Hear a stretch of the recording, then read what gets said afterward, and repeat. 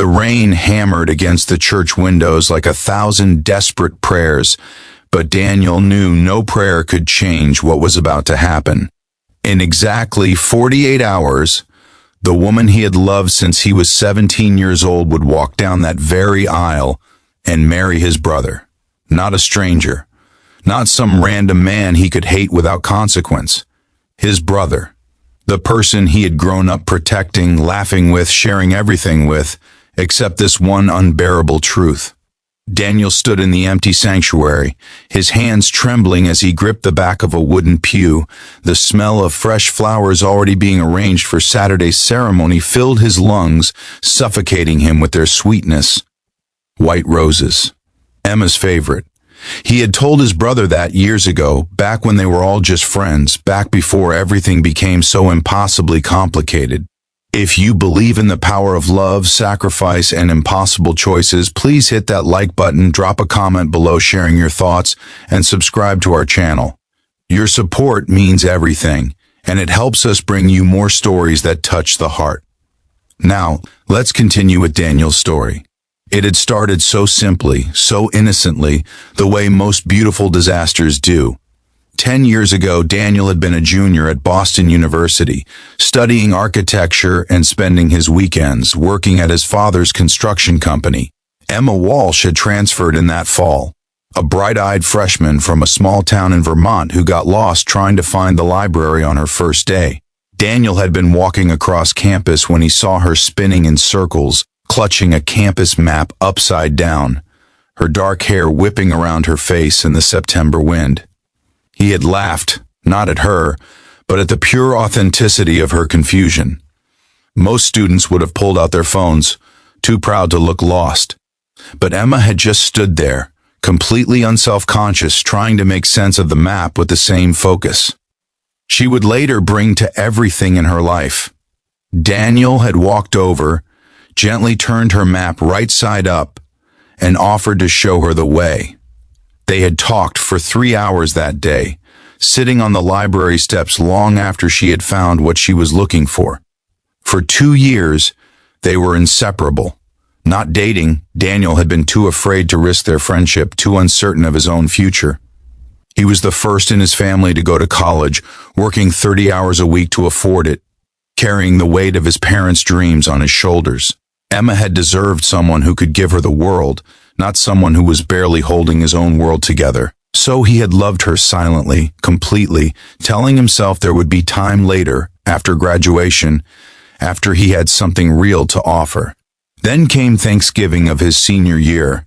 He had brought Emma home to meet his family, as he had done several times before. But this time, his older brother Marcus was there. Marcus, who had joined the Marines right out of high school and had been stationed overseas for the past 4 years. Marcus, who walked into their parents' living room in his dress uniform, confident and decorated, and everything Daniel felt he was not. Marcus, who took one look at Emma and smiled the same smile that had charmed half their hometown.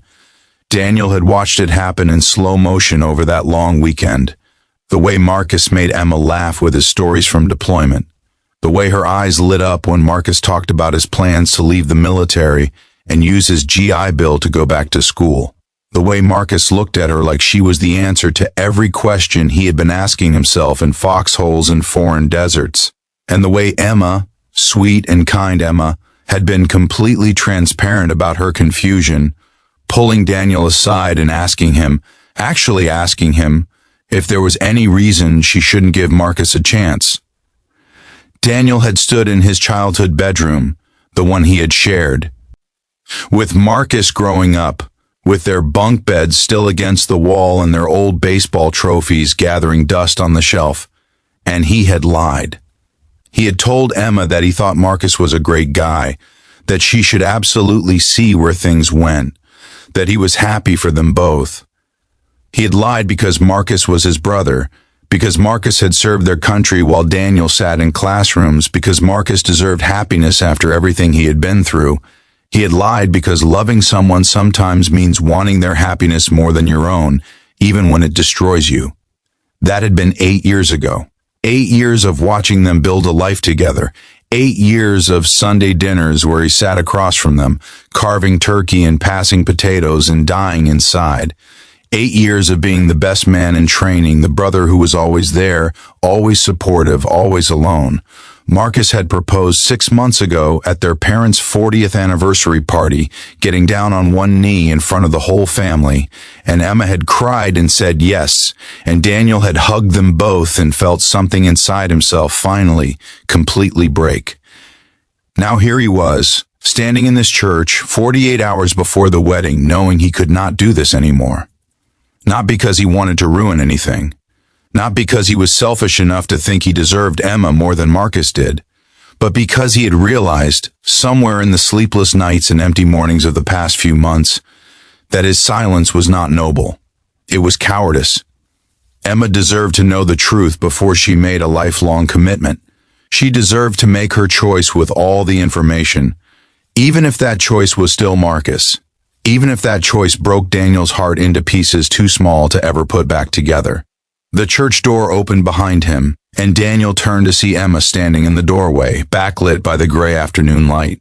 She wore jeans and an oversized sweater, her hair pulled back in a messy ponytail, no makeup, looking nothing like the bride she would become in 2 days, and everything like the girl he had fallen in love with a decade ago. "Marcus said you were here," she said softly, walking down the aisle toward him. "He's worried about you. You've been distant lately. We both have noticed." Daniel's throat tightened. Of course Marcus had noticed. Of course his brother, who had survived combat tours and learned to read danger in every shadow, had sensed that something was wrong.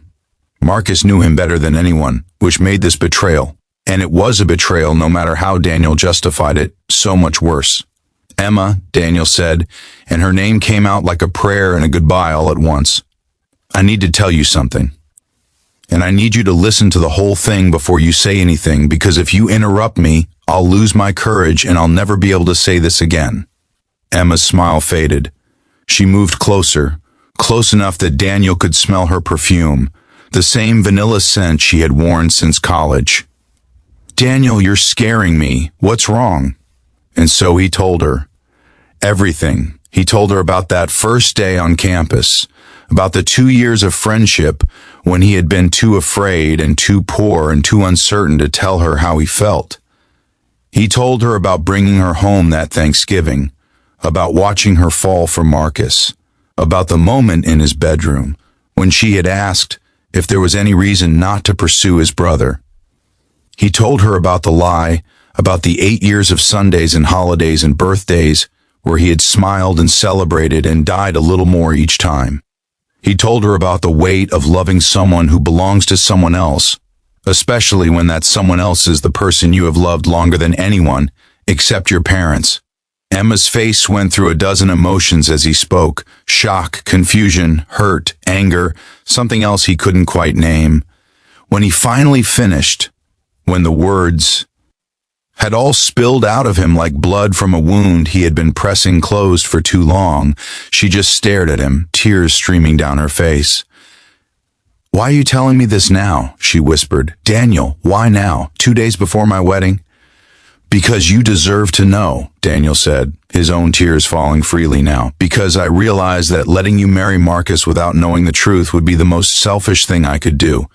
Not telling you, that would be about protecting me, about making sure I don't lose my brother, about keeping everything comfortable and safe, but loving you, really loving you, means giving you the choice I should have given you 8 years ago." "I love Marcus," Emma said, but her voice wavered. "I know you do," Daniel said, and he meant it. "And if you still choose him after knowing this, I will be there at that altar in 2 days, and I will stand beside him, and I will mean every word when I say I'm happy for you both. This isn't about breaking you up. This is about making sure you go into this marriage without secrets, without wondering, without any what-ifs." Emma wrapped her arms around herself, shaking. "And what about you? What happens to you after you've unburdened yourself of this truth?" Daniel smiled sadly. "I'll figure it out. I've been figuring it out for 8 years. Maybe now, finally, I can start to let go. Maybe that's what I needed too, to stop living in silence, to stop pretending. Maybe we both needed this honesty, whatever comes next.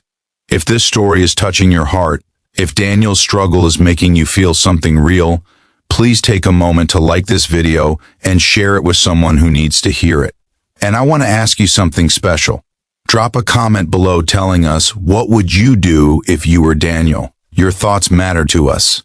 Emma left without another word, walking back down the aisle and out into the rain.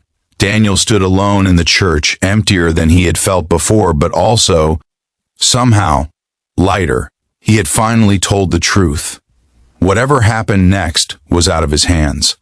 The wedding day arrived gray and cold. Daniel stood at the altar beside Marcus, who looked happier than Daniel had ever seen him. The church filled with family and friends. The music began. And then Emma appeared at the back of the church in her white dress, holding her father's arm, more beautiful than Daniel had imagined, but she was not looking at Marcus. She was looking at Daniel. And in that look, Daniel saw everything. 10 years of friendship, 8 years of what-ifs, 2 days of impossible decisions. He saw love and confusion, and pain, and possibility. Emma walked slowly down the aisle, and with each step, Daniel's heart broke and healed and broke again. She reached the altar. Marcus took her hand. The minister began to speak. And Emma, his Emma, looked at Daniel one more time. Then she turned to Marcus, squeezed his hand, and Daniel understood.